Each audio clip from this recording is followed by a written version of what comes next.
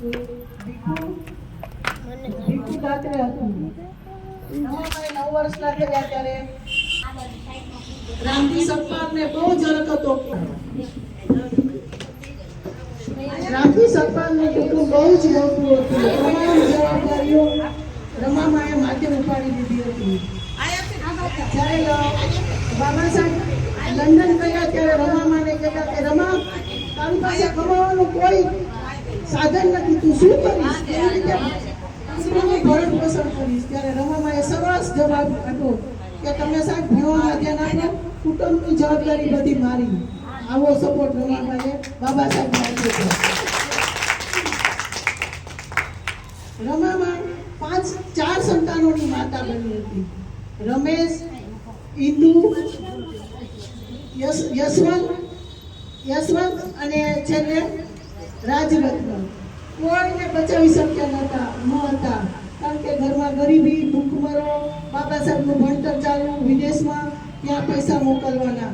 રમાબેન રાતે દિવસે ને રાતે છાણા વીણી, છાણા થાપી, સુકાઈ જાય એટલે ગામમાં વેચવા નીકળે. એ પૈસાનું કુટુંબમાં ભરણ પોષણ કરે. બીજા પૈસા જે વધે એ સાહેબને અભ્યાસ માટે, ખર્ચ માટે મોકલે. આવો ત્યાગની મૂર્તિ હતી રમાબાઈ. છેલ્લે રમાબાઈ પથારીવશ થઈ ગયા. 4 સંતાનો ગુમાવી બેયના હૃદય એકદમ તૂટી ગયા હતા. ભીમરાવ આંબેડકર પણ મનથી ભાંગી ગયા હતા. ત્યારે પૂરતો સપોર્ટ રમાબાઈએ આપેલો કે ચિંતા ન કરો, આપણા કિસ્મતમાં હતું એ દિન ઉપર તમે અભ્યાસમાં ધ્યાન આપો. જો તમે અભ્યાસમાં ધ્યાન આપશો તો 7 કરોડ બાળકો આપણા ખુશ થશે. એની જવાબદારી તમારા સિરે હતી. છેલ્લે 6 મહિના રમામાં ભિખારી વસ રહ્યા. બાબા સાહેબને જ્યારે જોયા ત્યારે આંખમાં હાથ નાખીને રમાબાઈએ કીધું કે સાહેબ, હું તમને આ 7 કરોડ મારા બાળકોની જિમ્મેદારી તમારા હાથે સોંપું છું અને તમે નિભાવજો ને તમે ધ્યાન આપજો. અને છેલ્લે રમાબાઈએ 1935માં છેલ્લા શ્વાસ લીધા. છેલ્લે હું કહું તો રમાબાઈ વિશ્વના ઇતિહાસમાં અદ્વિતીય પ્રતીક છે અને સમર્પણનું પ્રતીક છે. એ હોય તો રમાબાઈ જોઈ શકે. જય ભીમ, નવ બુધાઈ. ખૂબ સરસ સાતાવી.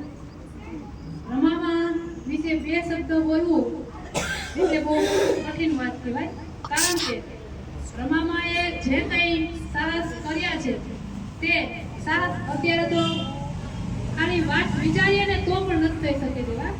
ખાલી કલ્પના પણ કરો ને તો પણ તમે એના તુલ્ય થોડું પણ આવી શકો તેમ નથી. એટલા માટે એમ કહીએ કે એટલું થાય તો કાંઈ નહીં, પણ હવે ઘણી એટલી બધી સરળ એવી મુશ્કેલીને સામે રાખી આપણે બધા થોડું વિચારતા થઈએ અને આપણો આ સમાજ જો એટલે સુધી બાબા સાહેબે જિમ્મેદારીથી આગળ લઈ આવ્યા તો આપણે આપણા સમાજને આગળ નહીં લઈ જઈ શકીએ. એટલા માટે આ માતા રમાબાઈ મહિલા મંડળની બહેનો જે આ પ્રોગ્રામો કરે છે એ આપણા સમાજને અડગ બનાવવા માટે કરે છે કે તેમની હિંમત ક્યાંય હરાવી ના જોઈએ. અને હિંમતની સાથે સાથે સફળ પુરુષની પાછળ સફળ સ્ત્રીનો હાથ હોય છે એમ કહે છે. તો આપણે બધી મહિલાઓ છીએ તો મહિલાઓ જ્યાં સુધી જેન્ટ્સને તમે સહકાર નહીં આપો ત્યાં સુધી તે આગળ નહીં જઈ શકે. આપણે તો અહીંથી ઘરની બહાર નીકળ્યા, ક્યાં ગયા હતા, આ કામ હતું. અને માતા રમાબાઈએ તો પૂરેપૂરા 4 સંતાનને ખોઈ નાખ્યા ત્યાં સુધી એને કીધું નહીં તમે ક્યાં હતા. એને તો એમ જ કીધું કે તમે ભણવામાં ધ્યાન રાખો, હું આપણા આખા કુટુંબની જવાબદારી ઉપાડી લઈશ. તો આપણે થોડી જવાબદારીમાંથી મુક્ત થઈ અને આપણા બાળકો અને આપણા જીવનસાથીને સાથ આપી આપણા સમાજને આગળ લઈએ તેવા પ્રયત્નો થાય તો ઘણું આપણે આગળ આવી શકીએ. બાકી હવે માતા રમાબાઈ ફરી પાછા આવવાના નથી કે મેં આવું વેઠું તો તમે પણ આવું વેઠો અને તમે તમારા જીવનસાથીને સાથ આપો. કે હવે ફરી પાછા બાબા સાહેબ આવવાના નથી કે મેં બંધારણ લખ્યું હવે એને એ આવશે. આપણે બંધારણને સાથે રાખીને મક્કમ બનો. બંધારણ તો છે જ, એ લખવામાં એને પૂરી જિંદગી વેડફી નાખી, પણ એના સહારે આપણે મક્કમ બનતા શીખીએ એવો અમારો ધ્યેય છે હવે. કારણ કે બંધારણ છે આપણે તો થઈ ગયું હવે એનાથી કંઈ હાલવાનું નથી. આપણે એક ડગલું આગળ ચાલી જાવ, ભણવામાં ધ્યાન આપો અને આપણા સમાજને જેમ બને એમ આગળ લાવવાનો પ્રયત્ન કરો. મોબાઈલ મીડિયાને દૂર રહો અને કૂતરી કરવાનું બંધ કરો. ખૂણે કટકે બેસીને ખોટી વાતોમાં વિચારોમાં બબડાટા નહીં મારવાના, પરંતુ આપણા બાળકો, આપણા ઘર, આપણો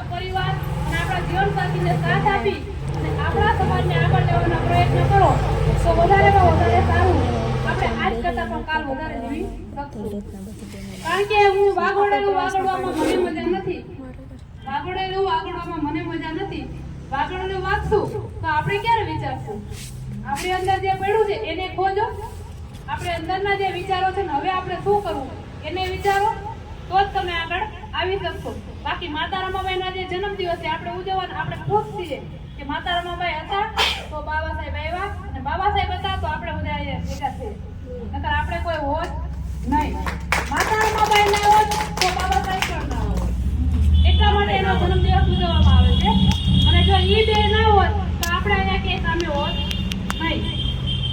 એના વિચારોને આપણે આપણા બાળકોના બર્થડે ઉજવશું, કારણ કે આપણા બાળકો છે, આપણા અંદરથી એવું થાય તો આને તો આપણા માટે જિંદગી કુરબાન કરતી, તો એનો કેમ ના ઉજવીએ? તો એનો ઉજવવો જ જોઈએ. એટલા માટે આજે આપણે એના જન્મદિવસને આપણે ઉજવીએ અને તેના વિચારોમાંથી આગળ કંઈક નવા વિચારો લાવી આપણા સમાજને કંઈક બલિદાન આપીએ એવું કામ કરતા શીખીએ. હવે પછી માતા રમાબાઈ મહિલા મંડળની બહેન આ બાજુ